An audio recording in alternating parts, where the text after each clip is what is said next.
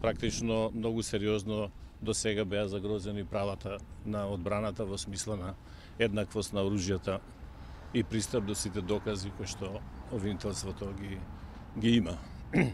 Тоа мислам пред се на снимките кои што не беа доставени до одбраната и се уште не се.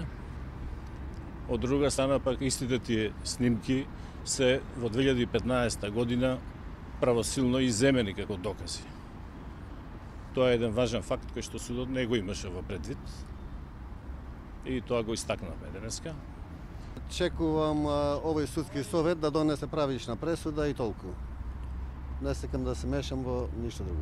Јас сум како оштетен, така да верувам во овој судски совет дека ќе донесе праведната пресуда и дека кривците кои што направиле големи штети на Република Македонија и на мене ќе бидат соодветно казнати.